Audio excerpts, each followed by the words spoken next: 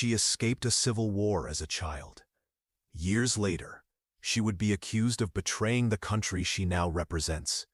Ilhan Omar didn't just enter American politics, she detonated inside it. A refugee turned congresswoman, a hijab-wearing Muslim in the halls of power, a voice that refuses to be moderated, softened, or silenced. But here's the thing about Ilhan Omar. She's not a hero, she's not a villain, she's a mirror. And what America sees in that mirror depends entirely on who's looking. This is the story of a woman who became a symbol before she ever had the chance to just be a politician. A story of survival, ambition, conflict, and the question no one seems able to answer. Is Ilhan Omar a defender of the voiceless, or a threat to the very system that gave her a voice?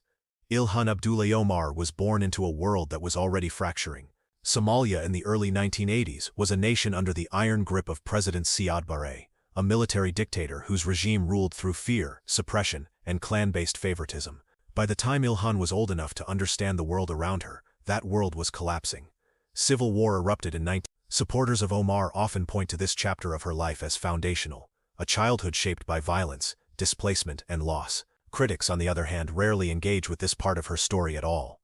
But it's impossible to understand the politician without understanding the child. Ilhan's mother died when she was 2 years old. Her father, a teacher, became the primary anchor in her life. When the war reached Mogadishu, the family fled, not in a convoy, not with protection. They fled on foot, joining a mass exodus of Somalis desperate to escape the slaughter. They ended up in a refugee camp in Kenya. The Dadaab complex is one of the largest refugee camps in the world. It was never designed to be permanent. It became permanent anyway. For 4 years, Ilhan Omar lived in conditions most Americans can't imagine. Overcrowded tents, limited access to clean water, food rations that barely sustained life, and a future that seemed to exist only in the abstract. According to public statements Omar has made over the years, this is where she learned 2 things. 2, that justice is not guaranteed, it must be fought for. Supporters argue that this experience gave her an unshakable moral clarity. Critics claim it created a worldview detached from American interests and security realities. Both may be true. In 1995, Ilhan's family received what millions of refugees never do, approval to resettle in the United States. They arrived in New York, then moved to Arlington, Virginia, and finally settled in Minneapolis, Minnesota, a city with one of the largest Somali populations in the country.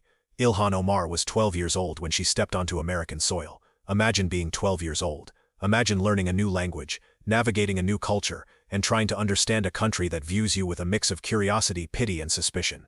Ilhan Omar has described her early years in America as a culture shock, but also as a revelation. She saw democracy up close. She saw people organizing, protesting, voting. She saw systems that, however flawed, allowed ordinary people to challenge power. But she also saw racism. She saw Islamophobia. She saw a gap between the American ideals she had been taught and the American reality she was living. Supporters argue that this dual awareness, gratitude for refuge, but refusal to ignore injustice, is what makes Omar's voice necessary.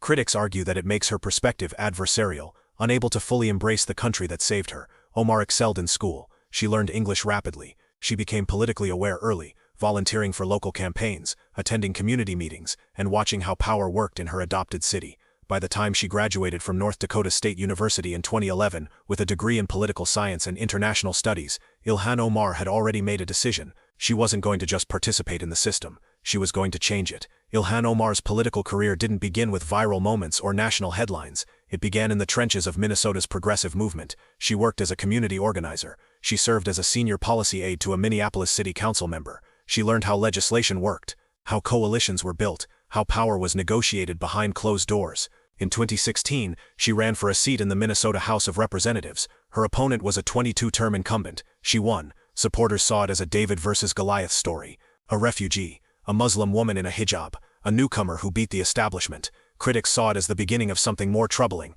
the rise of a politician whose identity would become inseparable from her policy positions, whose rhetoric would prioritize global issues over local needs.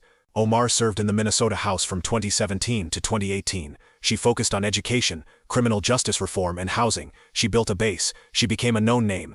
And in 2018, when Congressman Keith Ellison, the first Muslim elected to Congress, decided to run for Minnesota Attorney General, Ilhan Omar saw an opening. She ran for his seat. She won again. And this time the whole world was watching. On January 3, 2019, Ilhan Omar was sworn into the 11th 16th Congress.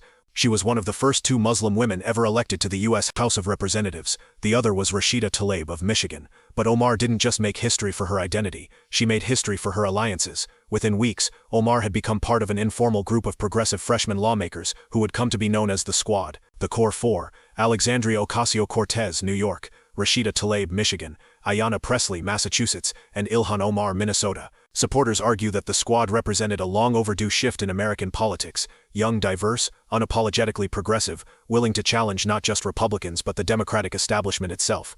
Critics argue that the Squad represented something more dangerous: a faction willing to fracture the party, alienate moderates, and prioritize ideology over coalition building. From day one, Ilhan Omar was different. She didn't ease into Congress. She didn't play it safe. She didn't wait her turn. She spoke, and the country erupted. On February 10, 2019, Ilhan Omar responded to a tweet about congressional support for Israel. She wrote, "It's all about the Benjamins, baby." The implication was clear, that financial influence, specifically from pro-Israel lobbying groups like AIPAC, American Israel Public Affairs Committee, was driving U.S. foreign policy. The reaction was immediate, and it was explosive. Supporters argued that Omar was raising a legitimate question about the role of money in politics, a question that had been asked by lawmakers on both sides of the aisle for decades. They pointed out that criticizing the policies of the Israeli government, or questioning the influence of lobbying groups, is not the same as attacking Jewish people. Critics argued that Omar's language invoked anti-Semitic tropes, specifically, the age-old stereotype that Jews use money to control governments. They pointed to the phrase, "It's all about the Benjamins," a reference to $100 bills, as a dog whistle.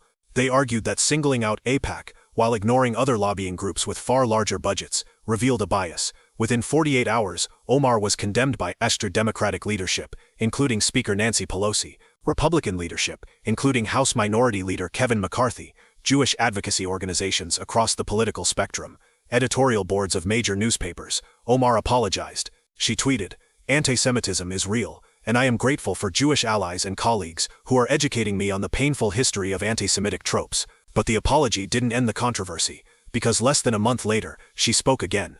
At a progressive event in Washington, D.C., Ilhan Omar said, "I want to talk about the political influence in this country that says it is okay to push for allegiance to a foreign country." She was referring to U.S. policy toward Israel. Supporters argue that Omar was making a policy critique, that American lawmakers should prioritize American interests, not the interests of any foreign nation, including Israel. Critics argue that the phrase allegiance to a foreign country invoked the anti-Semitic dual loyalty trope, the idea that Jews are more loyal to Israel than to their own countries. This accusation has been used for centuries to justify persecution, exclusion, and violence against Jewish communities. The backlash was even more intense than before. The House of Representatives passed a resolution condemning anti-Semitism.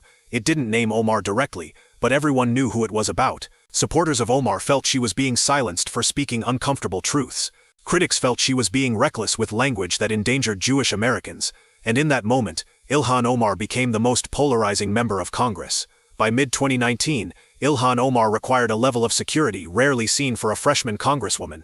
According to public records, the Capitol Police and FBI were investigating multiple credible threats against her life. Some came from white nationalists. Some came from individuals who viewed her as an enemy of Israel. Some came from people who simply hated her for being Muslim. Supporters argue that the vitriol directed at Omar was fueled by inflammatory rhetoric from political opponents, including President Donald Trump, who repeatedly attacked her at rallies and on Twitter. Critics argue that Omar's own rhetoric made her a target, that her willingness to use inflammatory language about Israel, about American foreign policy, and about fellow lawmakers created a climate of hostility around her. In July 2019, President Trump tweeted that Omar and 3 other congresswomen of color should go back to the countries they came from. Omar was born in Somalia, but she is an American citizen. The tweet was widely condemned as racist. The House passed a resolution condemning it, but Trump doubled down, and his supporters cheered. At a rally in North Carolina, when Trump mentioned Omar's name, the crowd chanted, "Send her back! Send her back!" Omar watched from Washington. She didn't retreat. She didn't soften. She doubled down too. Ilhan Omar's second term was defined by conflict, not just with Republicans, but with Democrats. She voted against funding for Israel's Iron Dome missile defense system, calling it a violation of human rights. Supporters argued that she was standing on principle. Critics argued that she was abandoning a key U.S. ally and undermining national security. She called for conditioning U.S. aid to Israel on human rights compliance. Supporters argued that this was consistent with American values. Critics argued that it was a double standard applied only to Israel, not to other nations receiving U.S. aid. She opposed increased defense spending. She opposed military interventions. She called for defunding ICE, and restructuring the police. Supporters saw a bold progressive who refused to compromise her values. Critics saw a lawmaker out of step with her party, her district, and the country. In 2022, Omar was removed from the House Foreign Affairs Committee by the new Republican majority, who cited her past statements on Israel as disqualifying. Supporters called it retaliation. Critics called it accountability. Here's the paradox. Ilhan Omar is both a victim of hate and a lightning rod for it. She is both a champion of the marginalized and a politician accused of marginalizing Jewish concerns. She is both a product of the American dream and a critic of the American system. Supporters argue that she represents the future of the Democratic Party, diverse, progressive, unafraid to challenge power. Critics argue that she represents the fracture of the Democratic Party, uncompromising, divisive, incapable of coalition building. But here's what neither side disputes. Ilhan Omar is not going anywhere. She won re-election in 2020, 2022, and 2024. She has survived primary challenges, death threats, censure votes, and relentless media scrutiny. She has built a national brand. So the question is no longer who Ilhan Omar is. The question is, what does her story reveal about the state of American democracy? Does it reveal a system that allows a refugee to rise to power, or a system that punishes dissent? Does it reveal a Congress capable of debate, or a Congress paralyzed by identity politics? Does it reveal a country grappling with justice, or a country tearing itself apart? Ilhan Omar didn't create these tensions, but she exposed them. And that's why she's impossible to ignore. Because in the end, the story of Ilhan Omar is not just her story, it's ours.